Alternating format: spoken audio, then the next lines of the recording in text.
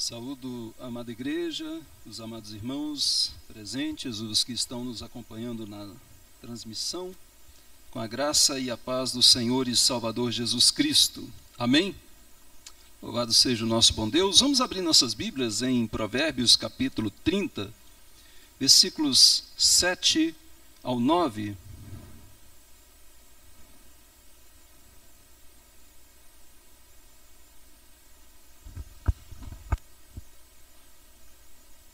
Provérbios capítulo 30,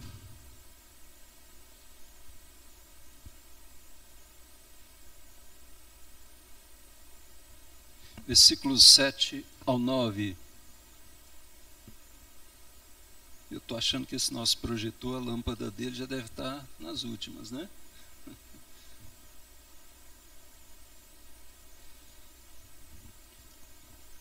Diz assim: duas coisas te peço, não mas negues, antes que eu morra. Afasta de mim a falsidade e a mentira, não me des nem a pobreza, nem a riqueza. Dá-me o pão que me for necessário, para não suceder que, estando eu farto, te negue e diga, quem é o Senhor? Ou que empobrecido venha furtar e profane o nome de Deus. Amém. Queridos, nós queremos abordar esse tema que é tão importante nos períodos que nós estamos vivendo, né, de crise, por causa da pandemia, crise mundial, né, todo mundo falando das dificuldades financeiras, desemprego, né, e é sempre importante nós tratarmos deste assunto, né. Eu até coloco ali que falar na igreja de finanças é um tema que para alguns é algo estranho. Alguns acham e fazem uma relação até com mercenarismo, com falsos profetas, né? E em alguns lugares de fato isso acontece, né? Falar de finanças na igreja, né? Mas aqui é um lugar essencial para se falar de finanças. Na verdade, se nós formos olhar na Bíblia, a Bíblia ela fala muito sobre este assunto e fala mais do que nós imaginamos. Por exemplo, Jesus falou sobre este assunto mais do que sobre oração, mais do que oração e céu. Jesus, nas suas parábolas, 13 delas, né, falam justamente sobre este aspecto, né? E ela fala para nós de uma forma tanto orientando no bom uso das finanças, como também nos repreendendo a igreja com relação ao mau uso das finanças. Então, meus amados, a Bíblia ela está falando do começo ao fim sobre essa questão financeira. Eu cito aí também que Jesus no Sermão do Monte, dos 107 versículos do Sermão do Monte, ali no começo de Mateus, capítulos 5 ao 7, 28 versículos, ou seja, um percentual muito grande relacionado com a questão financeira, riqueza, né, dinheiro. Então, meu amado, minha amada, isso tem tudo a ver com a nossa vida espiritual.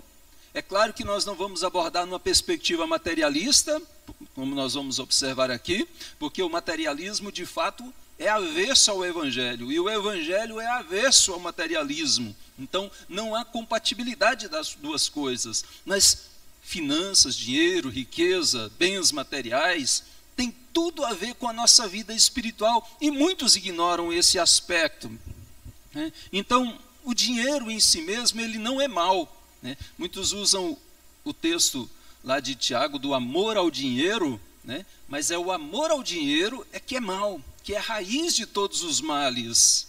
Mas o dinheiro em si, ele não é nem bom e nem mau.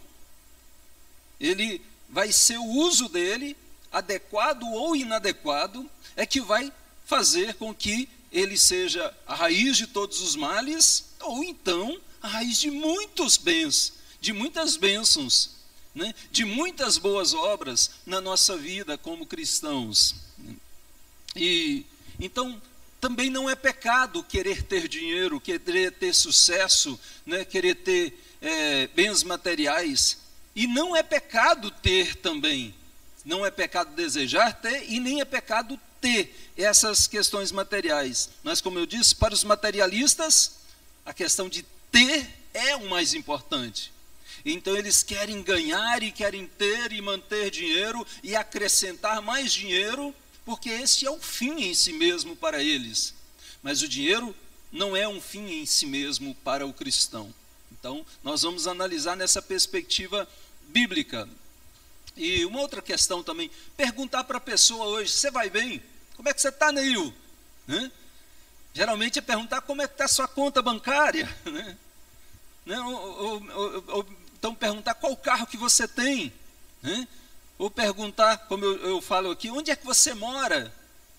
É num condomínio luxuoso, é numa mansão, é numa casa confortável, né? O seu carro é do ano?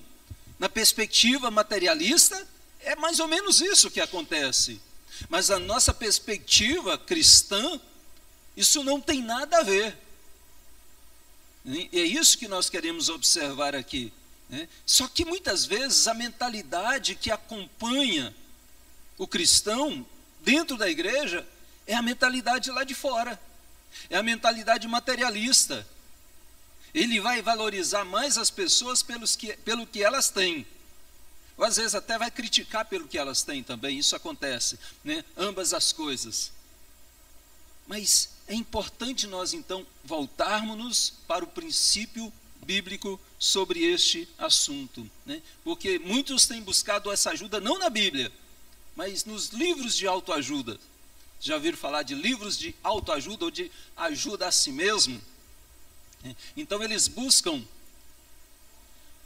os coachings hoje também estão na moda, né? Até dentro de igrejas evangélicas, infelizmente, as modinhas vão chegando e as pessoas vão valorizando as coisas lá do mundo, os princípios que não combinam com a palavra de Deus, que afrontam a palavra de Deus. Então esses livros de autoajuda, de como você pode ter sucesso, 10 passos para você crescer na vida, 10 passos para você ter sucesso financeiro, profissional, né? E assim por diante, ou às vezes familiar, né? 10 passos, 7 passos, 100 passos, e assim vai por diante. E as pessoas estão sempre procurando isso para o seu viver e abandonam o princípio bíblico, tá? Então, a dificuldade econômica em si, ela é um problema, e é um problema sério. Mas a questão, como alguns imaginam, não está no fato de ganhar pouco. Se eu ganhasse mais do que eu ganho, a minha vida financeira não estaria desse jeito. Alguns acham desse jeito, pensam assim, mas não é o quanto se ganha em si mesmo que é o problema, né? Então não é quanto eu ganho, mas como eu gasto o que eu ganho, como eu administro esse valor que eu ganho, seja pouco, médio ou muito. É importante analisar essa questão hoje, né? E nós vamos estar aqui conversando, e vocês vão poder perguntar, participar, contribuir com alguma colocação, tá certo? E a gente vai tirando as dúvidas aqui.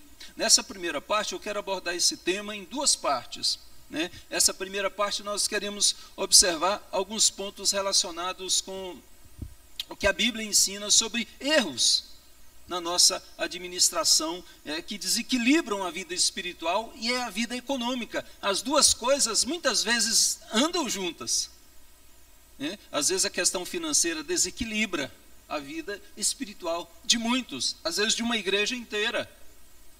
E é importantíssimo nós analisarmos isso na perspectiva bíblica, né? Porque o melhor livro de orientação não são os livros de autoajuda, é a palavra de Deus.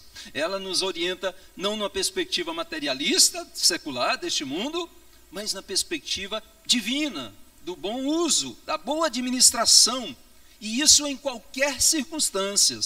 Seja no momento de crise, a palavra de Deus tem uma orientação.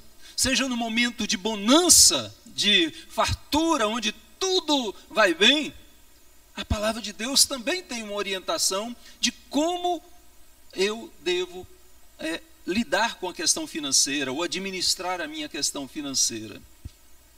Ok, irmãos? Alguma pergunta nessa parte inicial? Sim, presbítero. Vamos usar o microfone por causa do pessoal de casa. Ou então a gente ignora esse aspecto, né? E vamos conduzindo. Até vai forçar o pessoal de casa a começar a vir para a escola dominical, porque daqui a pouquinho eu acho que a gente vai começar a fazer isso, né? Essa aula vai ser mais dinâmica a partir, né, deste domingo. Não vai ser apenas aquela transmissão como se fosse uma pregação, tá certo? Vai ser uma aula de escola dominical, tá certo? Presbítero. Pastor, assim, é que nem nós vimos no capítulo 135 hoje, no número 135 de Salmos. O dinheiro muitas vezes se torna um Deus para certas pessoas. Sim. Isso é muito grave. Isso. Muitas vezes até para nós mesmos cristãos, né? Você põe tanta credibilidade no dinheiro que acaba deixando um pouquinho Deus de lado, né? Às vezes deixa totalmente, né? Do dinheiro. E outra coisa séria que eu vi uma pessoa falar, inclusive um cliente meu, nós conversando sobre coisas materiais assim, e ele falou: hoje em dia no nosso mundo você vale pelo que você tem. Se você tem muito, você vale muito. Se não tem nada, você não vale nada. Sim. Não é pelo que eu sou, é pelo que eu tenho. Uhum. Então é grave também isso daí, né? A gente ouvir. E eu comecei a observar, e realmente as pessoas se valorizam mais das outras pessoas que têm muito.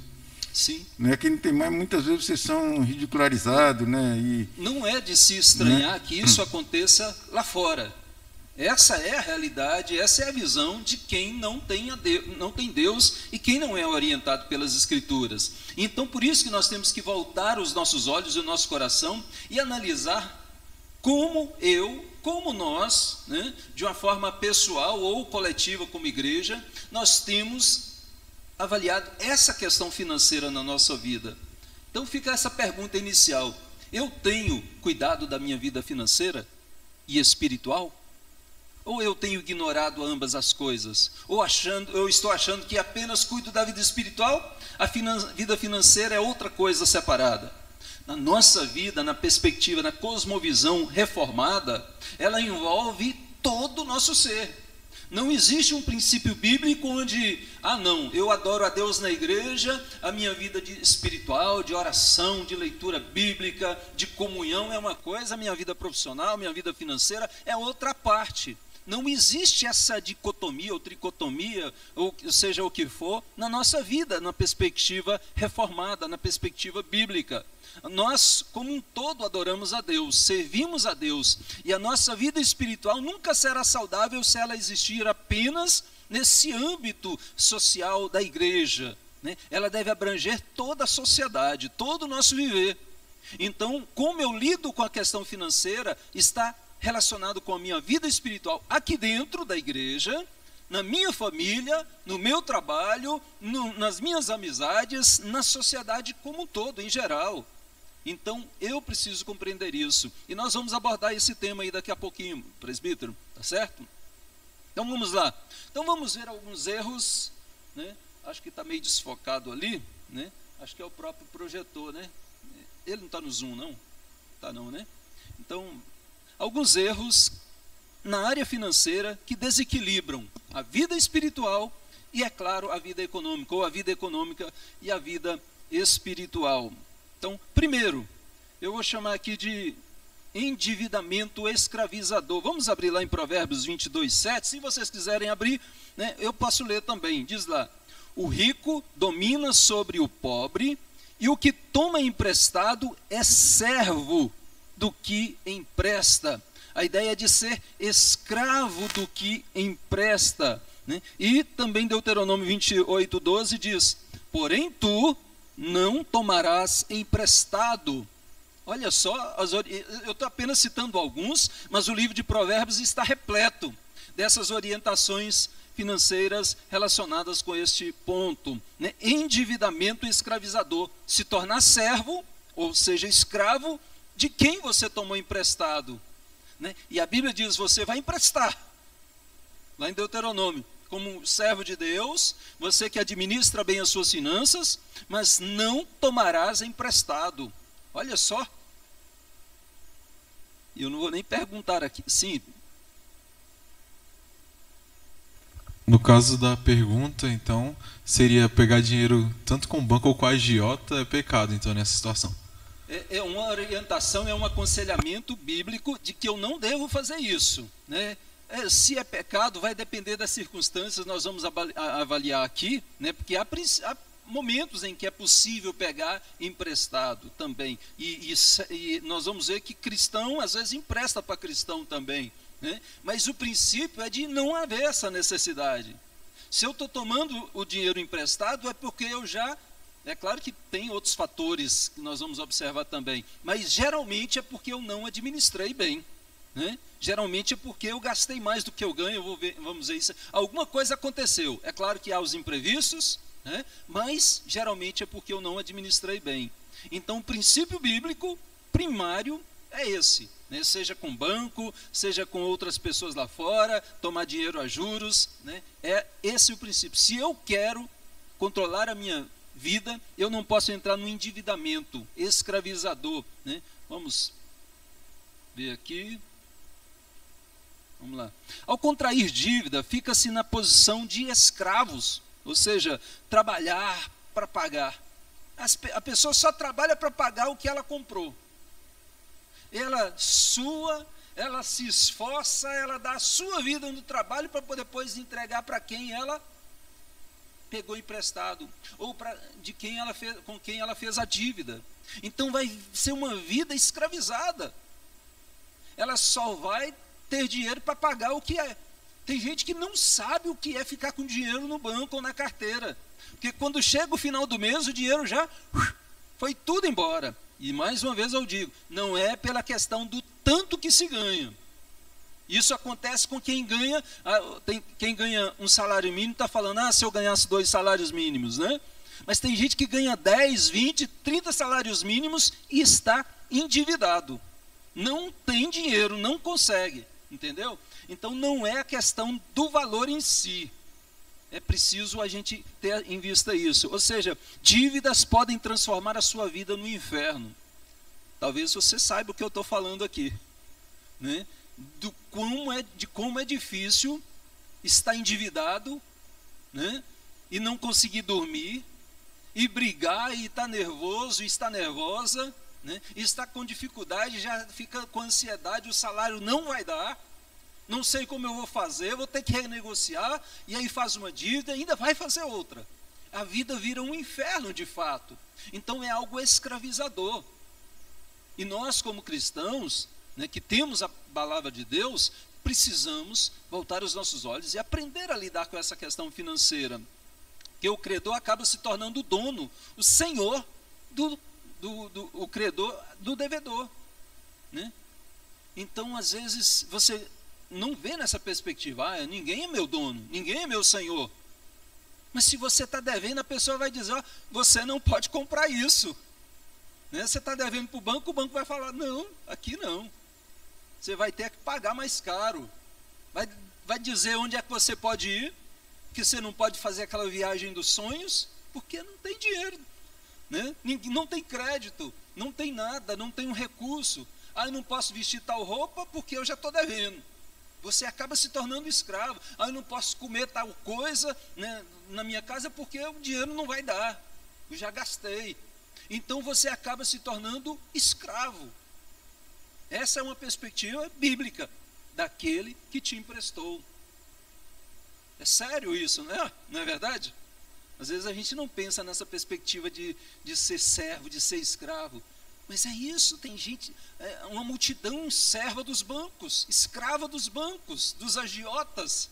Alguns com perigo até de morte, de fato. São ameaçados de morte.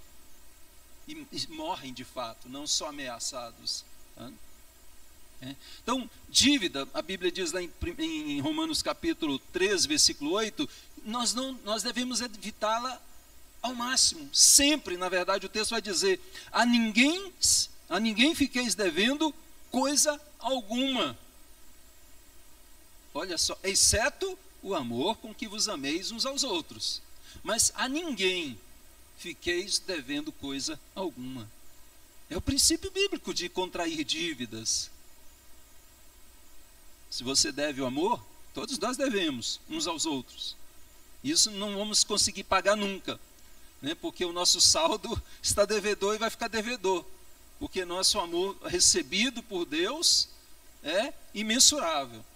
Mas dívida, a ninguém fiqueis devendo coisa alguma. Então eu quero dizer aqui também, cuidado com o financiamento e a armadilha dos juros embutidos. É uma realidade hoje, não é verdade?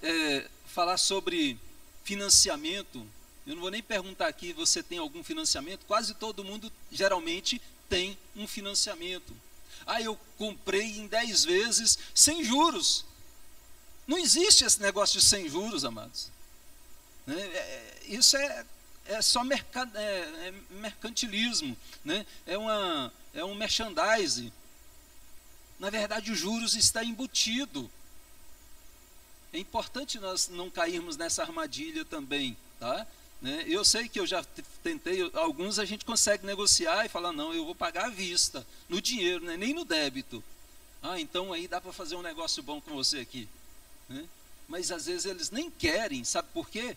Porque eles ganham a mesma margem que eles ganham nos produtos, às vezes eles ganham mais em cima do financiamento que eles estão fazendo do que do próprio produto que eles estão vendendo. Por isso, se eles vendem um fogão de R$500 por 1.000, o lucro deles não está no fogão em si, é nos juros, no financiamento. Então, é preciso a gente ficar atento com isso, que os juros muitas vezes, ou quase sempre, está embutido. Então, comprar a prestação só se não tiver como pagar à vista, e tiver condições de pagar a prestação também com facilidade. É preciso analisar, eu vou fazer essa dívida, eu realmente preciso fazer essa prestação? Então, eu não posso pagar à vista? Se você está com dinheiro aí, irmãos, no banco, parado na poupança está dando 0,0,0 não sei quanto, né? Ou seja, é quase nada por mês. Mas ainda é melhor estar lá do que estar parado. É melhor estar lá do que gastar também. Isso com certeza é melhor, tá? Mas se o dinheiro está parado, vai fazer um financiamento, vai entrar numa dívida, se você pode negociar e às vezes conseguir um desconto lá que seja de 3%. Ah, me dá 3%, geralmente eles dão 5%, 10%, a poupança nem um ano inteiro vai dar isso quase. Então é importante negociar e buscar comprar à vista. Então, mas é preciso fazer a prestação também, não com a intenção de conseguir o dinheiro depois. Ah, eu não tenho ainda não, mas Deus proverá, né? Deus proverá e faz a finança achando que Deus vai abençoar e vai compactuar com você naquilo que Ele diz, não faça dívidas. É importante nós como cristãos entendermos a questão espiritual e de forma equilibrada com a questão financeira, tá certo? Eu não estou dizendo que não possa fazer financiamento de vez em quando, que vai ter gente, que não vai ter jeito, vai ter um momento em que é inevitável, tá certo? E não tem uma outra forma, às vezes, da pessoa com que ela ganha de adquirir tal produto. Eu sei que às vezes vai ter, mas é preciso ponderar bem. Como está? Eu vou poder pagar essa prestação? Ela vai subir? Né? Claudinha. Pastor, a gente vê o financiamento de casa também, muitas vezes, né? A gente acaba pagando quase 2 casas quando financiamos, né? Isso, Cláudia está falando aqui de, às vezes, financiar a casa. Às vezes nós não temos uma opção, né, de ter um imóvel, de comprar uma casa ou um apartamento, se não for financiado. Eu mesmo tive que comprar a minha financiado, mas foi planejado. Eu sabia que eu iria pagar umas 2, 3 casas, né, da que eu comprei, do tanto que eu paguei. Né? Mas eu fiz os cálculos, falei, a casa também vai valorizar, né, no decorrer do tempo, né, e eu vou estar pagando aluguel. Então eu fiz as contas e achei que seria mais vantajoso e não me arrependo de ter comprado a casa. Mas eu comprei consciente de que eu iria pagar 2, 3 vezes mais, na realidade 3 vezes mais o valor inicial. Né? Agora o meu filho, ele falou, pai, eu vou comprar à vista. Nós estamos juntando para comprar à vista. Falei, maravilha, esse é o caminho, né? Eu não consigo ainda, né? É difícil, você fica esperando, eu vou juntar 5, 10 anos para comprar a casa. Não, é melhor eu comprar e pagar em 30 anos. Então, às vezes, é o cálculo, é preciso ver cada um e analisar. Janete? Era sobre isso mesmo que eu ia falar, que a Claudinha falou do financiamento. Que aí não tem como, né, pastor, igual o senhor falou, ficar juntando 30 anos para comprar, que nem a gente, graças a Deus, a gente conseguiu pagar em menos de 10 anos, então para a gente compensou financiar, né? Sim. Não tem como, né?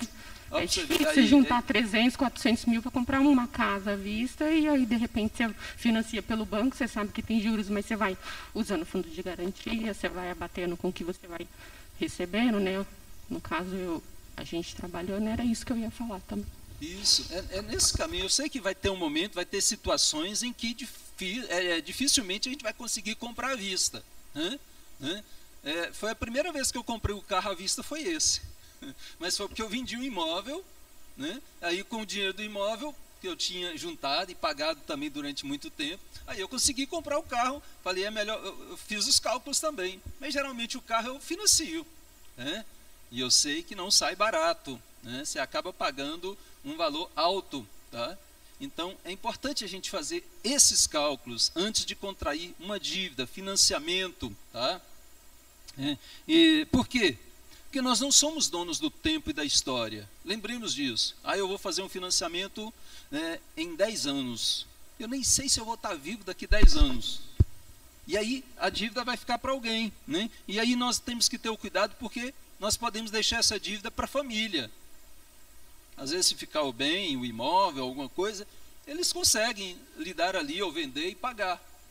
Mas eu tenho que ter esse cuidado com a minha vida e com a minha família, né? E também lembremos que há gastos imprevistos. Às vezes a gente faz um planejamento dentro de... Aí eu ganho o salário de R$2.000. Aí tá sobrando R$300 aqui por mês, eu vou fazer uma parcela de 300. Pronto, vai ficar escravizado. E há gastos que são imprevistos. E se eu não planejar esses gastos imprevistos, vai estourar. Pode ter certeza que irá estourar, irmão. Sempre tem uma questão de saúde, de remédio, né? Um problema, uma multa que chegou, um imposto que chegou e você não previu, né? Alguma coisa. Sempre tem alguma coisa, e é importante eu entender e planejar minha vida com essa previdência, tá certo? Previdência não é falta de dependência de Deus. Nós vamos ver isso, que previdência é um princípio bíblico, né? De eu ter cuidado, de eu ter zelo, de eu administrar, de eu ter um planejamento na minha vida financeira, tá? Foi isso que José fez do Egito. Vocês lembram? 7 anos de fartura. Glória, vamos gastar tudo? Não, vem 7 anos de secas depois, né? Era imprevisto para eles, mas Deus já tinha orientado e advertido a José e falou: vai ter seca, vai ter crise, vai ter dificuldade. E nós sabemos disso no nosso país, né? Sai de uma crise, vem outra. Agora é bonança, vamos gastar. Não, vamos planejar, vamos guardar, vamos economizar, vamos ter cuidado com esse endividamento escravizador. Então, o primeiro ponto que eu gostaria de observar é essa questão, endividamento escravizador. Alguém gostaria de falar sobre isso? Podemos passar para o segundo ponto? Segundo, que vai levar ao descontrole, né? Ou seja, se eu faço esse endividamento, vai entrar no descontrole entre receitas ou receita, que às vezes a pessoa só tem uma entrada dentro de casa, de renda. Às vezes é só o marido, mas às vezes há receitas. Às vezes tem o marido, a esposa, a mulher, né? Os filhos. Às vezes tem a receita do salário que ele recebe, tem o dinheiro que entra do aluguel. Então aí nós teríamos receitas. Mas tem gente que só entra uma receita. Não tem receitas, né? Então é preciso ter esse conhecimento, ter esse controle, né? Porque o descontrole, ele vai gerar o desequilíbrio na vida econômica e na vida financeira. Ela não sabe quanto ela ganha e não sabe quanto ela gasta. E vai gastar mais do que ganha. Eu ganho 2.000, gasta 2.100 ou 2.010. Esses 10, meu irmão, ele vai, se for para o cheque especial, se for para o cartão de crédito, ele vai aumentar. E se o mês que vem gastar mais 2.010, vai aumentar ainda mais. Então é preciso ter esse equilíbrio, né? Eu cito aqui as duas parábolas, as parábolas das minas e a parábola dos talentos, quando Jesus vai falar sobre isso. Ele dá 10 para um, né? 5 para outro, uma para o outro. O que tem 10 administra e ganha mais 10. O que tem 5 administra e ganha mais 5. O que tem uma não administra, na realidade ele administra mal, né? E enterra esse talento, essa mina, e depois chega, está aqui, do jeito que o Senhor me entregou. Eu não queria do jeito que eu te entreguei, eu queria que você multiplicasse, que você entregasse ao banco, e lá eu pegar pelo menos os juros do banco. Se você não quisesse administrar, pelo menos isso. Jesus vai dizer: esse é servo mau, esse vai ficar sem nada, vai perder até o que tinha. Então daí a nossa importância de ter esse controle entre o que entra e o que sai, para a gente administrar. Então, não administremos levianamente os bens que Deus nos dá. O salário que você recebe, o que você ganha, é importante você ter a perspectiva de que você é um mordomo. Eu sou um mordomo de Deus. Eu não sou o dono em si mesmo. Deus é o dono da minha vida. Nós vamos abordar isso mais à frente. E eu preciso administrar isso numa perspectiva agradável a Deus, não de forma leviana, não do jeito que eu entender. Eu tenho princípios bíblicos, eu tenho uma orientação divina de como eu posso fazer, e nós vamos observar isso também mais adiante. Então, não administremos de forma leviana o que Deus tem colocado na nossa vida, porque o descontrole, né, no pouco impede a chegada do muito, né? Quem administra bem o pouco, sobre o muito será colocado, né? Jesus mesmo que falou isso.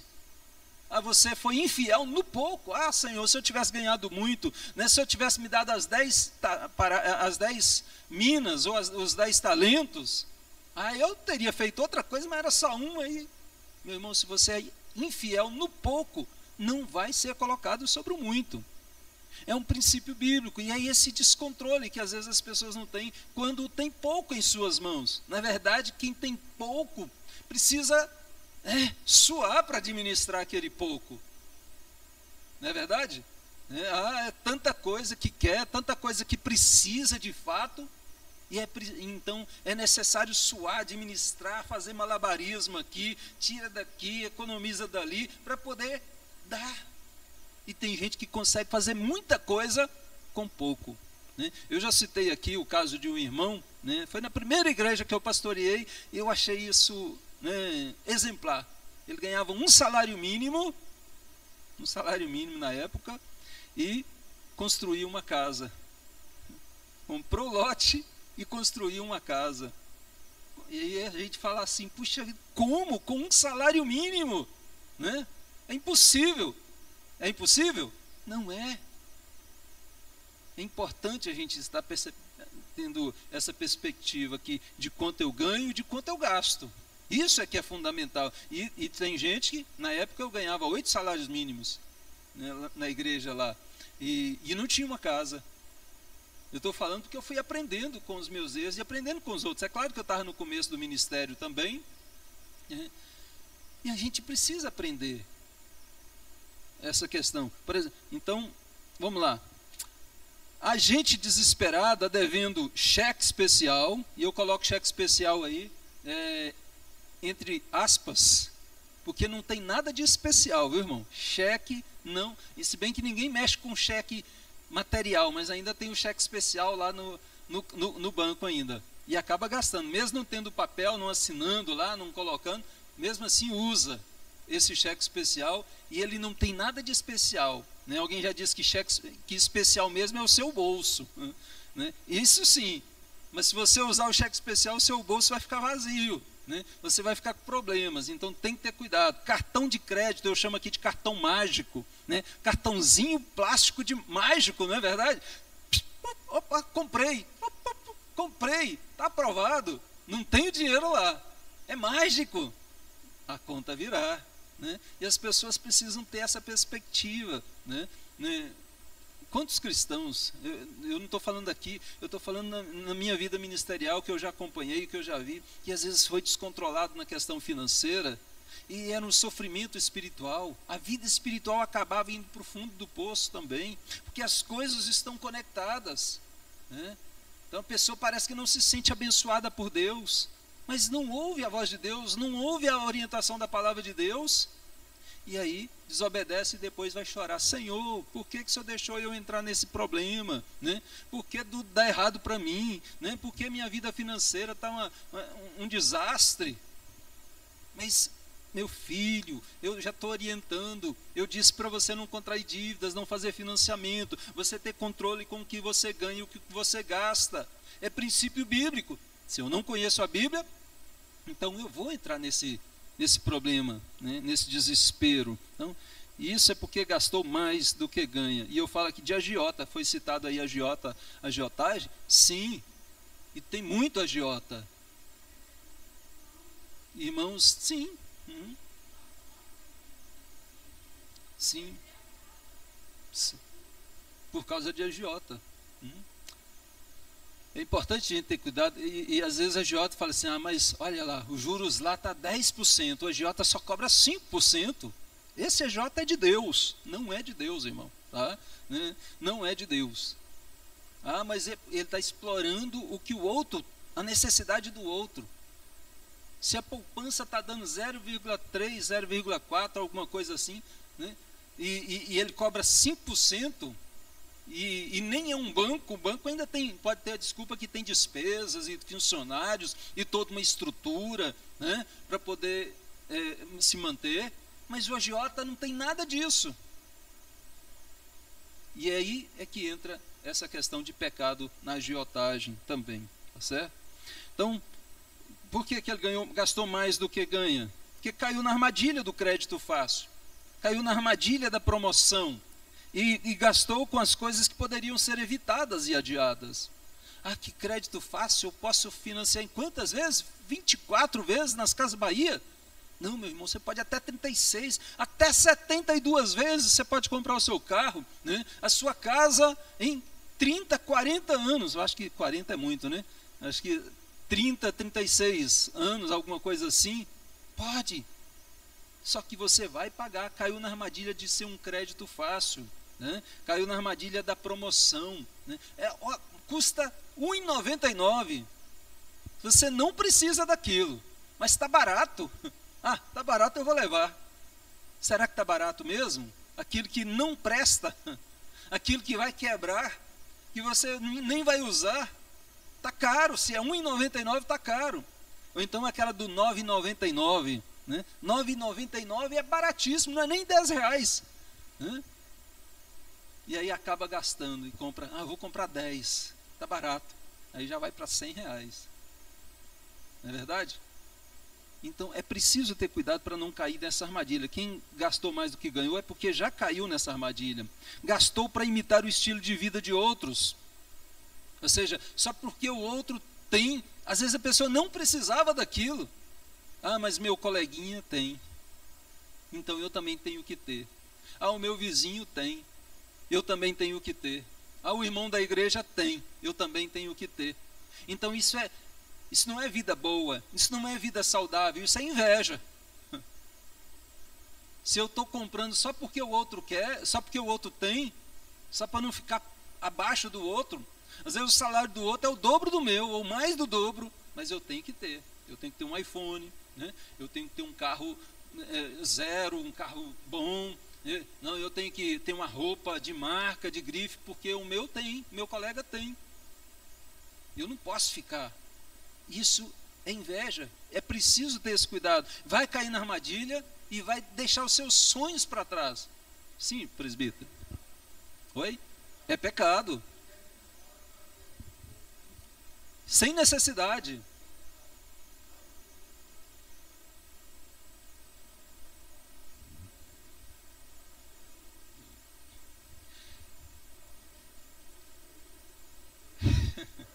E é bênção, e te supre, e te cumpre, não dá gastos, entendeu? Eu fiquei com aquele golzinho, eu nunca tinha tido golzinho básico, né? Na realidade tinha, no início, até quando eu vim aqui para São Paulo, eu comprei um golzinho básico também, né? O primeiro carrinho meu aqui em São Paulo foi um golzinho, depois o Voyage, básico também, né? Mas esse golzinho, eu falei, não, que eu vendi, eu peguei ele no negócio de uma outra casa que eu tinha lá em São Paulo, lá em Goiás também, né? E fiquei com ele, falei, olha, está me suprindo, eu venho, volto, não gasto nada, vou em Brasília e volto quantas vezes, né?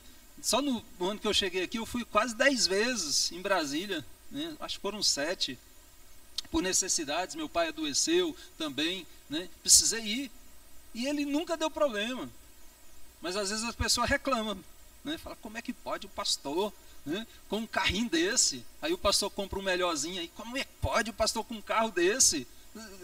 De todo jeito vai ter. Então a gente fica numa berlinda. Isso vale para qualquer um, vale para qualquer irmão, né? Fala do Damasceno lá, se o Damasceno pegar um carrão, Como é que pode um carrão desse para poder pôr no trabalho? Né? Vai começar a reclamar. Então a gente não vai agradar. Se a gente viver para agradar as pessoas, a gente vai sofrer e vai ficar em depressão, né? Porque não vamos agradar de jeito nenhum. Então, mas eu preciso saber onde é que a minha perna vai, né? Onde eu alcanço, onde a minha mão alcança, né?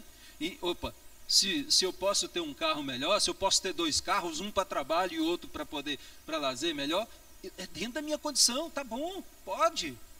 Fiz os cálculos, a família cresceu, preciso desse, então está dentro das condições. Mas quando se gasta apenas para poder impressionar as pessoas, meu irmão, isso, além de ser pecado, vai te afundar numa dívida, no endividamento escravizador.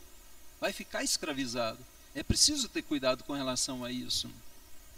Então, aqui é gastar para imitar o estilo de vida dos outros. Não é vida boa, não é nada saudável. Então, quando a pessoa chega nesse ponto, é porque ela já gastou, às vezes, por compulsão, por impulsão, né? Pessoa impulsiva por gastar. Tem muita gente, por problema emocional, por outros problemas de ansiedade, acaba gastando, né? E não é só mulher. É claro que a mulher é mais propensa a isso, nessa questão de gastos, viu? Né? Às vezes, de comprar, às vezes, o que não precisa. Tem muito sapato que é mais sapato. Mulher gosta de sapato. Né? Se está dentro da condição dela, e se ela pode, se isso não vai ter problema nenhum, não tem problema. O problema é quando a pessoa não pode, e ela tem que ter, e ela quer ter, e ela vai ter. Isso, o preço vai chegar. A depressão depois vai aumentar, né? Porque ela comprou por uma angústia, por uma ansiedade, e essa ansiedade, depois que a conta vier, né, e ela não der conta, vai aumentar ainda mais. Então, às vezes por compulsão, né? Aí eu vi ali, nem estou precisando. Vai no mercado, não está precisando daquilo. Ah, mas eu vou comprar. Né? Ou então tem gente que nem olha o preço, né? Nem olha o preço, vai pegando os produtos. Ah, eu demoro a fazer compra, porque eu fico analisando, né? Os preços até do que é mais em conta. Eu economizo ali, eu vigio. Né? Mas tem gente que não. Vai comprando por compulsão, impulsão, e fica guardado lá com etiqueta e não usa. Isso é por compulsão. Entendeu? É preciso vigiar, né, com relação a isso, para, se estiver fazendo isso, começar a equilibrar, cortar e assim entender, se precisar de uma ajuda, busque essa ajuda, né, porque às vezes a pessoa sozinha não vai dar conta, às vezes ela vai precisar de uma orientação, né, de um profissional, ou de conversar com o pastor, de um aconselhamento, né, é preciso, né, buscar essa orientação, porque isso acaba se tornando uma doença, tá? Muito pior do que ganhar mal é gastar mal. Ganhar mal é ruim, né? Mas se eu ganho, como eu disse, se eu ganho um salário mínimo e eu gasto ele mal, é pior ainda. Se eu ganho 10 salários mínimos e gasto ele mal, é pior ainda. Então, é possível ganhar pouco e eu gastar ele bem. Não posso comprar o que o outro que ganha 10 salários mínimos, mas eu vou comprar dentro do meu limite. Então, é esse princípio bíblico que eu preciso entender. O que eu ganho e o que eu gasto. Né? Então, um adágio popular diz, quem quiser administrar corretamente o seu dinheiro, não deve perguntar para onde ele foi. Deve perguntar, né? Ele que deve dizer para onde o dinheiro vai. Dinheiro está na sua mão, dizem que dinheiro na mão é vendaval, né? Mas de quem é descontrolado. É descontrolado, então eu preciso. É claro que ele vai embora. De alguma forma você tem sempre que pagar, o que comprar, alguma coisa, né? Mas eu preciso dizer para onde o meu dinheiro vai. Se chega no final do mês, eu nem sei para onde ele foi. Gastei com tanta coisa. O tempo já está acabando ali, né? Então é importante a gente analisar esses princípios. Cuidado com o descontrole nas receitas e na despesa. Gastar mais do que ganha. Então, alguma pergunta até aqui, irmãos? Claudinha?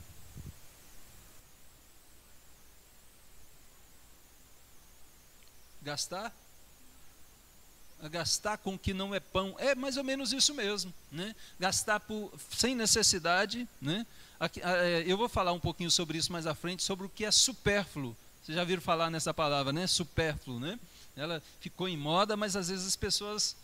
isso não é supérfluo, Coca-Cola não é supérfluo para uns, né? Necessidade básica de vida, para outros é supérfluo. Né? Então nós vamos falar um pouquinho sobre isso, gastar no que não é pão. Né?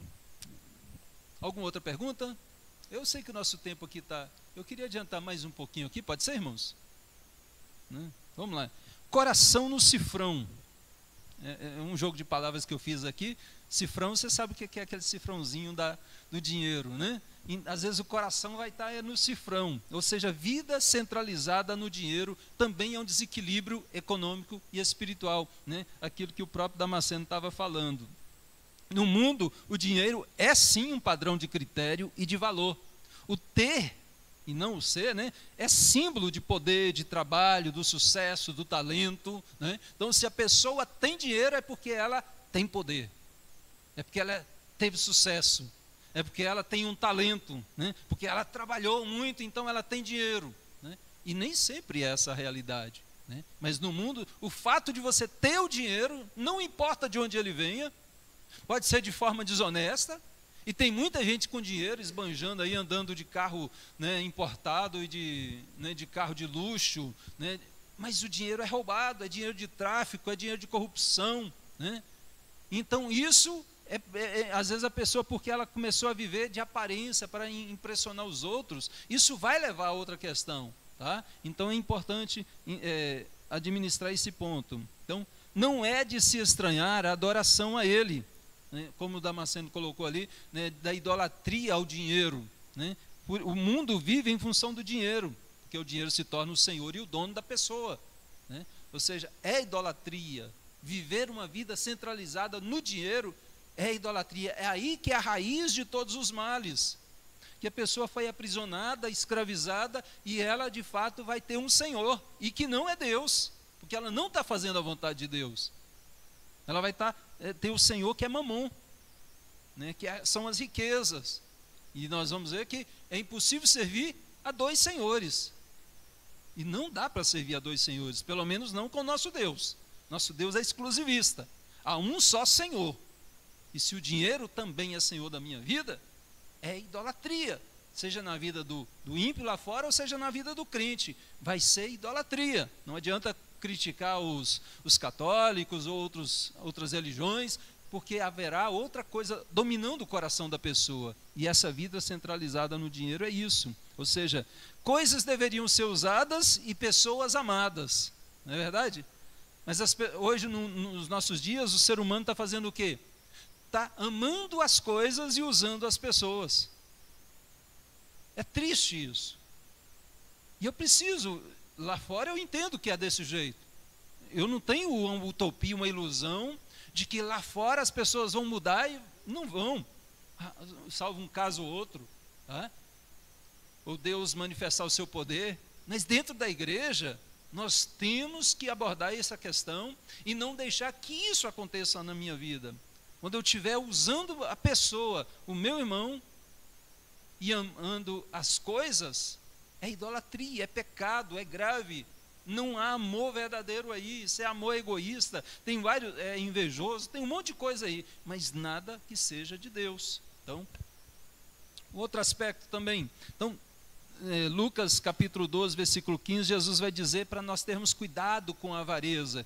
Tende cuidado com a avareza, né? Esse amor ao dinheiro, esse desejo de ter coisas materiais, de se apegar, porque a vida de um homem não consiste na abundância de bens que ele possui, né? Ou seja, às vezes no mundo é o ter. Jesus está dizendo, não é o que você tem. A sua vida não consiste no que você tem, se tem muito ou se tem pouco. Não, Jesus vai dizer que de que adianta ganhar o mundo inteiro e perder a sua alma. Tem que ter um equilíbrio. Jesus não está dizendo que é proibido ter muito, mas a vida de um homem, de uma pessoa, não consiste em ter muitos bens, muito carro, muita casa. Não consiste nisso. Mas eu preciso ter um equilíbrio entre a vida econômica e a vida espiritual. Eu quero só chegar ao final desse ponto aqui, né, para a gente parar. Né? Então, esse perigo não é só para os ricos, que às vezes as pessoas têm uma perspectiva de que apenas os ricos é que caem nesse pecado da avareza, né, no pecado da idolatria às riquezas, mas Tiago vai dizer lá que, né, Timóteo, né, os que querem ficar ricos, ou seja, não são os ricos, Mas os que querem ficar ricos, ou seja, esses que têm o desejo, o propósito, um fim em si mesmo da riqueza, esses sim é que correm o risco, estão perigando. E eu preciso avaliar e balizar a minha vida na palavra de Deus. Não apenas os ricos, os que querem ficar ricos. Então tem que ter cuidado com o que o meu coração está desejando, né? Porque ele pode trilhar um caminho errado para poder chegar a essa riqueza. Não é pecado ser rico, né? Mas como eu vou chegar nessa riqueza é que pode ocupar o meu coração e roubar o meu coração e ter um Senhor, né? Como eu citei aqui, quem confia nas riquezas cairá, né? E será uma queda fatal, né? Eu cito aqui Provérbios 11, 28. Alguém gostaria de abrir lá em Provérbios 11, 28, versículo 28, na parte A? Provérbios 11, 28a.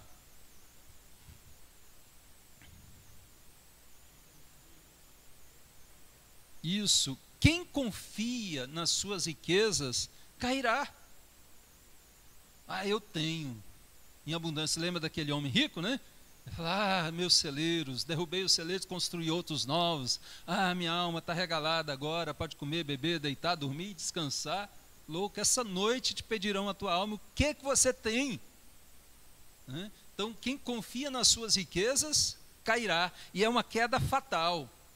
Judas Iscariotes caiu fatalmente, 30 moedas de prata. É claro que o coração já estava ocupado por muitos outros pecados, né? E esse foi apenas uma consequência desses outros pecados. Eu cito Ananias e Safira também, lá em Atos capítulo 5, né? Ou seja, Ananias e Safira mentindo ao Espírito Santo por causa de questão material. Não precisava mentir, podia ter, era seu, né? Pedro diz, se você retivesse isso aí para você, era seu, não teria problema, mas mentiu a Deus, ao Espírito Santo. Não precisava falar, eu não quero dar esse aqui, eu vou dar só essa parte e não vou dar outra. Normal. Eu dei tudo que eu tenho. Não deu tudo que tem. Então é importante a gente, é uma queda fatal. E eu cito aqui que, né, filhos nos nossos dias têm matado os pais por essa questão financeira, né? Quando eu estou falando, vai cair fatalmente. Nós acompanhamos os jornais, né? Não foi só a Suzanne von Richthofen, não, né? São vários filhos, todos os dias, irmãos. Filho matando o pai para poder ter herança. Isso é essa idolatria, esse coração no dinheiro, o cifrão. Por causa de drogas, para ter o dinheiro para adquirir outra coisa que ele quer, né? Para manter o status ou o vício, né? E eu coloco aqui que assaltantes também matam e morrem, ou pessoas que são assaltadas também morrem por causa da questão do dinheiro. Tem gente que morre por causa do celular. Eu sei que é aquilo que eu comprei, que você comprou, né, com tanto suor, e às vezes está pagando a prestação ainda. Mas então eu prefiro dar minha vida do que perder o celular. A gente precisa entender que às vezes, eu sei que às vezes é um impulso. Às vezes a pessoa reage por um impulso, mas às vezes é porque o coração também está naquilo. Se vai levar o meu carro, não tem seguro, eu não vou deixar, vou morrer, mas não vou deixar levar. É idolatria, a gente tem que ter cuidado com isso, é o coração nos bens materiais. Bens materiais, Jesus já disse, olha, o ladrão vem e rouba, a traça vem, destrói, o ferrugem corrói, né? Então, é preciso ter esse cuidado para que o meu coração não esteja nas coisas materiais. Amém, irmãos? Sim, presbítero.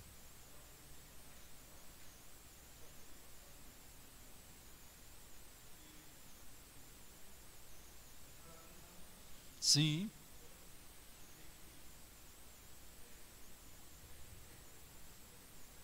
Sim.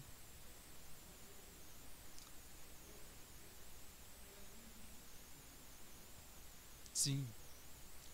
Então, Para quem está acompanhando e não ouviu, né, o Damasceno está citando a questão de é mais fácil um camelo passar pelo fundo da agulha do que um rico entrar no reino dos céus, né? Mas para Deus tudo é possível. É importante nós então entendermos, a riqueza em si não é pecado, mas geralmente a riqueza afasta as pessoas de Deus. Geralmente a riqueza toma o coração das pessoas. A riqueza não está a serviço da pessoa, é a pessoa que está serva da riqueza. São duas coisas diferentes e a linha aí é muito tênue. E é possível que um crente, ou melhor, alguém que esteja dentro da igreja, seja escravo do dinheiro. Pouco ou muito. É possível.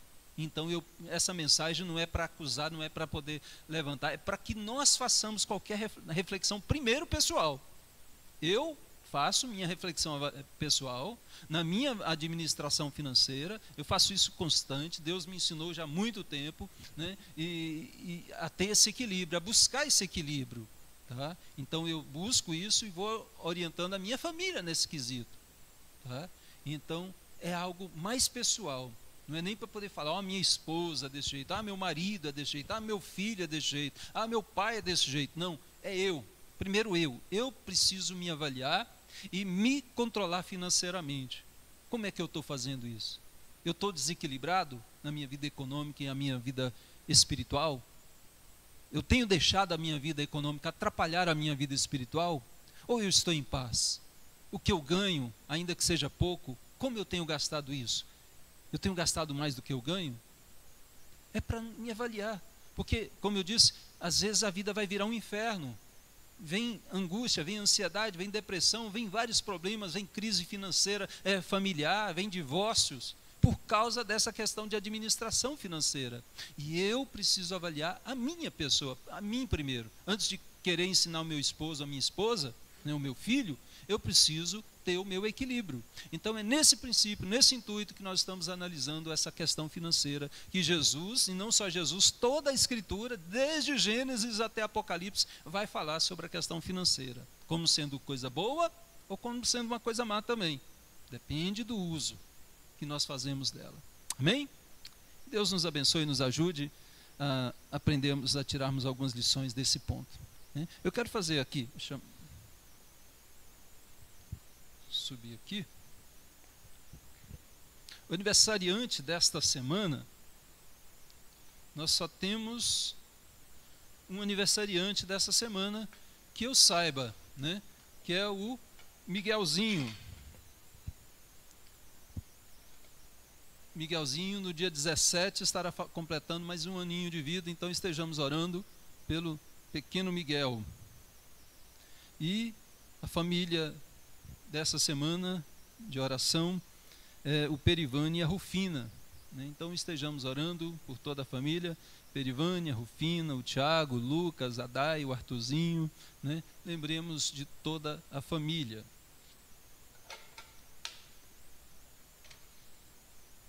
E o Miguel, e eu quero chamar aqui à frente o Damasceno então para fazer essa oração.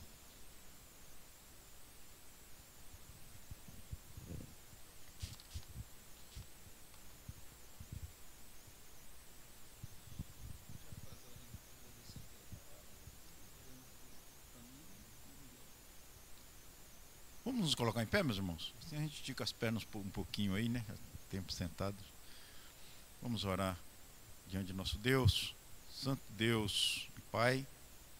Obrigado, Deus, por esse aprendizado de hoje, Senhor Deus, pela Tua palavra que foi ministrada aos nossos corações, que nós possamos, ó Deus, colocar em prática no nosso viver, Senhor. Nos ajuda, Deus, a sabermos administrar o que o Senhor nos dá. Tem misericórdia, Pai, de nós. Nos ajuda, Deus, a ter um coração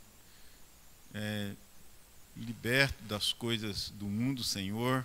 Que nós possamos nos colocar sempre no Teu altar, na Tua graça, nas Tuas misericórdias, Senhor Deus. Nos abençoa, abençoa o Teu povo, perdoa os nossos pecados, ó Pai. Ó Deus, muito obrigado pela essa escola dominical desta manhã.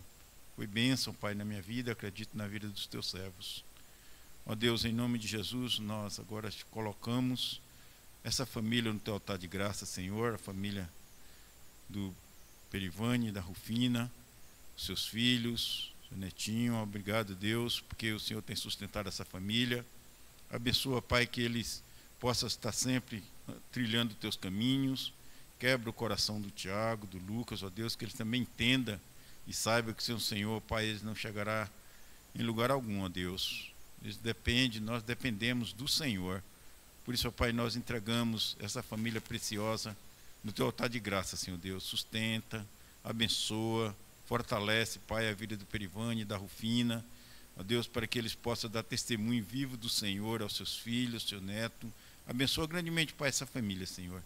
Tem misericórdia, Pai. Em nome de Jesus nós entregamos em tuas mãos. Abençoa também assim o Miguelzinho, que ele possa crescer, ó Deus, não só em estatura, mas que ele possa conhecer a tua palavra e viver a tua palavra, andar nos teus caminhos, ó Deus. Não deixe que o mundo roube para lá, Senhor. Tem misericórdia. Obrigado, Deus, por mais um ano de vida que o Senhor concede a ele. Continua, Pai, com essa família, com ele, com seus pais. Abençoa grandemente, Deus. É no nome santo e poderoso do Senhor e Salvador Jesus é que nós oramos, com o perdão dos nossos pecados. Amém, Senhor. Então, cumprimentemos uns aos outros com a paz do Senhor Jesus. E na semana que vem nós vamos dar continuidade ao estudo sobre essa parte financeira. Se você tiver dúvidas, né, pode trazer, né, para nós conversarmos, nós perguntarmos e vamos crescer juntos.